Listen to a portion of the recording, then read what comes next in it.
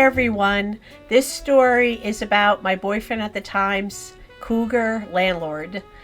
So I was dating a guy named Val, and this was back in, I think I was in my 20s. I had roommates at the time, so it was nice to date a guy that had his own apartment.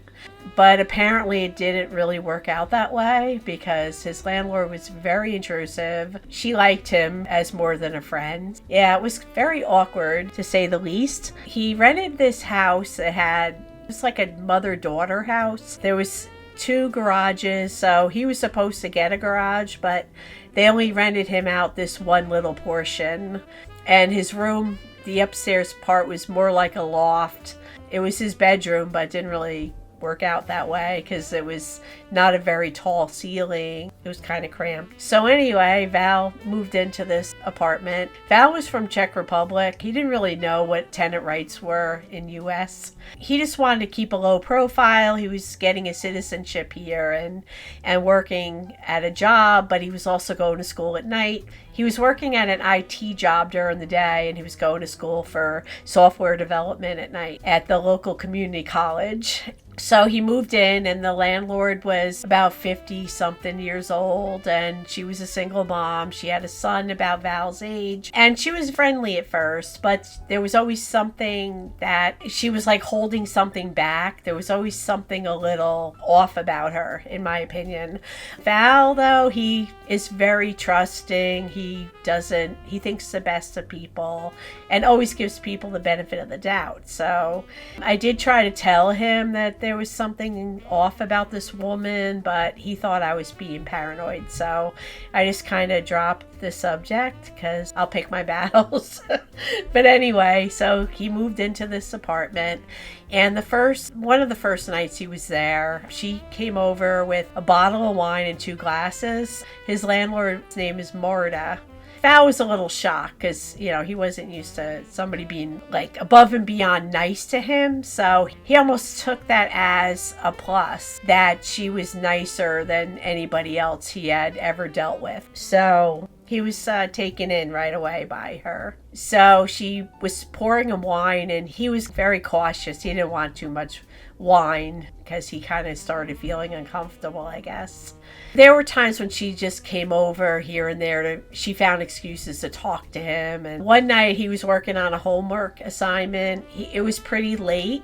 He had got out of work late, and he had to do this homework to turn in the next night. And he had work the next day. So it wasn't exactly going to be a fun night. It was crunch time, and he was very busy. In fact, I didn't even call him that night. I didn't want to bother him. So he was working late at night, and she came over with 2 cups of coffee and a pint of ice cream. And he's like, whoa, I cannot be hanging out with you. And she was in her bathrobe, and Lord knows if she had anything underneath that bathrobe, but Val did not want to find out, and thankfully he didn't. So he was kind of distant and cold, but he was also very tired. So he wanted to just be polite enough, but tell her to leave as soon as possible so he can get back to his homework. There was also something very weird about her. She kept asking about me, like, what do I do for a living? How old am I? And she was asking, when is she going to be able to meet me? And I live pretty far away, so most of the time we hung out at my place because she had a lot of rules, like no overnight guests, no noise after 9 or 10. So we had to be very careful about making noise. A few times I did go over, she kind of like pounded on the wall. So we decided it would probably be best for him to hang out at my place. So he was at my place most of the time, and she was wondering why she had never met me. Now, Carlo, he used to come over a lot and hang out with Val. They seemed like they got along really well. Carlo was involved with computers as well, so they talked about computers and gaming, and they liked a lot of the same kind of movies. They liked like those action blow 'em up movies. So they talked about like Die Hard and stuff like that. End of Days with Arnold Schwarzenegger. And my eyes would glaze over whenever I was with them because I didn't know anything about gaming, and I didn't know anything about these movies just weren't my thing, so anyway, Carlo would come over a lot, have beer with Val, and they would enjoy each other's company. And it seemed like they were getting close, like that Val was going to have a built-in friendship, which was very good, and close to proximity and all that. One day, Marta decided to surprise Val with a Cuisinart grind and brew coffee maker, and it had an espresso setting too. So Val was like, "Whoa, this Cuisinart is very expensive, I'm sure, and thank you." You know, he didn't know what to do with that, but he was happy to get it. So I noticed it, and of course I said to him, "Val, you realize that people don't give you a grind and brew and spend a couple $100. I think it cost like $200 at the time, maybe. I don't know what they'd be today, but." So I told him, people don't spend like $200 on you unless they are looking for something in return. Of course, Val thought I was paranoid and she's being nice. And if somebody gives you something, just say thank you and take it as a favor and that sort of thing. So finally, I went over there another day and I finally met her, and she seemed genuinely nice. She still seemed like she was holding something back or something was a little amiss. And Val was just kind of like, he was happy, like, because she had become a mother to him almost by now. Of course, she had other ideas of what their relationship was, but he was acting like, you know, this is like a mother to me. So we met. She seemed okay at first, but then suddenly she's like, "You can't stay here." And I'm like, I'm not planning on staying here. There was another incident where she told me I can't stay there because a snowstorm was coming. I told her I wasn't planning on staying there. I was just there to pick up Val because we're getting a snowstorm. And he needed to get to the train station easily, and I lived right by a train station. So we had visions of him being snowed in, so he was going to spend a few days at my place. When she heard that, she acted like I was the devil incarnate. She started just telling me, like, just lecturing me like she's my mother. I think she even called me young lady and stuff like that. So she was pretty upset that Val was going to stay at my place and carried on for a little bit. So Val and I quickly got out of there and we went to my place to stay there to ride out the storm. But once Val got home again, he asked Carlo, like, "What's up with your mom?" And Carlo was clueless. He was like, "I don't know." Like, he didn't want anything to do with this conversation at all. He didn't want to talk about anything to do with his mom's behavior, her antics, or anything. Like, he acted like he was just clueless. So Carlo started pulling away from me and Val. There were a few times where we invited him with things and he would come up with some lame excuse why he can't go out with us. It was really, really awkward there.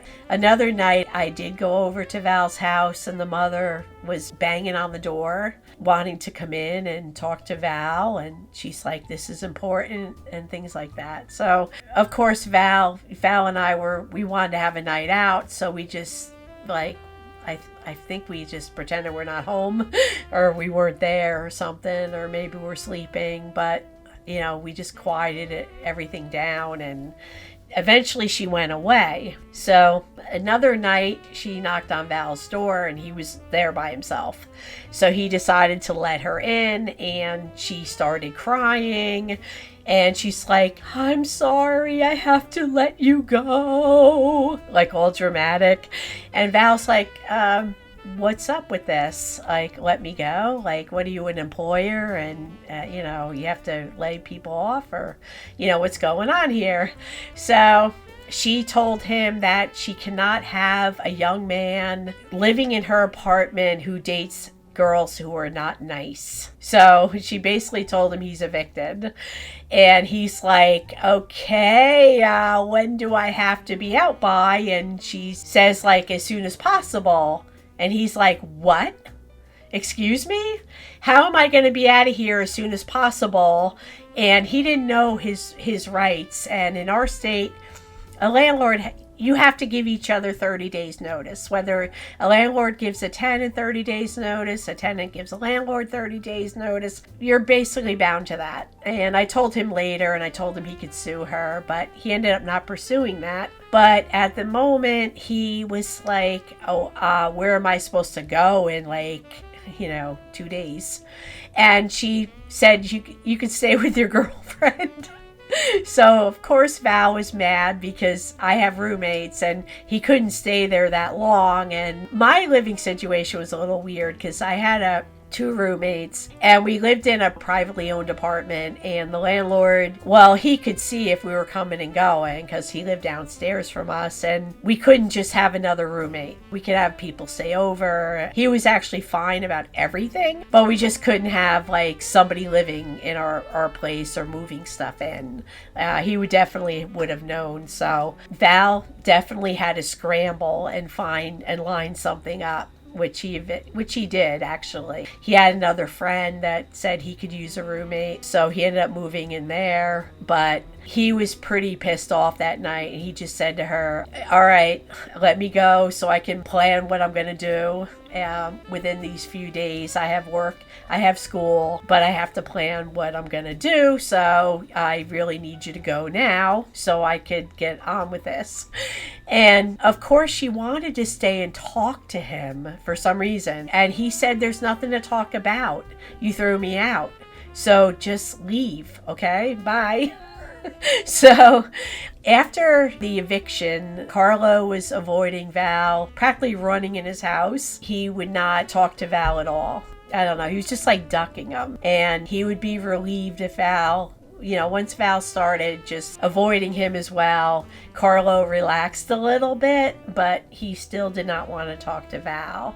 So moving day comes, and Marta was practically in the way. The movers were complaining that she was in the way all the time. I was helping him, and I did not speak with her at all. She was saying stuff under her breath. Every time I walked by, she tried to make an insult, but I was a bigger person and I acted unflappable, and I would not let her get under my skin. So she got pissed off eventually, and I was walking out with armfuls of clothes that I was going to put in my car, and she just kind of bum rushed me and made all the clothes fall. And then at another point, I picked up one of his shirts. I started picking up his clothes, and she started grabbing his stuff out of my hands and throwing them.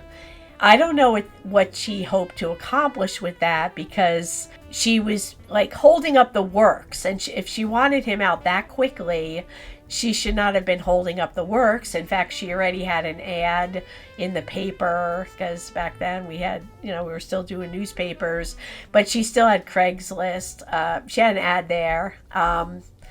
So I don't think Nextdoor was a thing yet, but she had a couple of ads going and wanted people to see the place. So she was holding up the work. So it was like she was double-minded. So she and I are struggling over this shirt, and eventually Val just held her back. And the movers thought she was nuts. They were just staring at her the whole time while they're trying to move out boxes. She was just definitely acting nuts. The movers were going to be bringing the boxes to a storage place, so they really needed to get things going. And it was getting late, so they needed to get things going so that they could get to the storage place and put all his furniture in there. So once everything was over, Val was putting his books in his car and coming in for a few extra boxes. And the movers had gone already. I left because we thought it would be a good idea. And she came by with the coffee pot as a peace offering. She came out of the kitchen with it. And he's like, no, I don't want it. And she's like, well, are you sure you don't want it? He's like, no, you can take that coffee pot, you can shove it up your ass. Now, he said it in his Czech way. I don't remember how he said it, but he told me he said it, and I was laughing. She was pretty upset about that. It didn't really end there, because she started withholding any mail that got sent to the old address. He had a paycheck that he had to get recut for him at work, and a few bills got you know, I don't know what happened to them. Paying online was a thing, but it was still kind of new, so he had to sometimes call up the places and find out what his balance was and things like that. We drove by the place like about like 6 months later, and the place was still dark, and there was a sign out, apartment for rent. And I don't know if she ever got a nice new tenant. Maybe she was holding out for a 20-something-year-old good-looking guy. But we never saw Carlo again. Carlo stopped coming out to places that we all went to. So I don't know where he was hanging out or whatever, but he never showed up at any of the places we like to go. Luckily, none of the girls I introduced Carlo to liked him, so we didn't have to deal with him dating one of my friends or anything. So I hope you like this story, and I will be back to post some more stories real soon. I'm going to try to post on Wednesday morning and Friday, 9 a.m. Eastern Standard Time. So be on the lookout for my videos. Bye.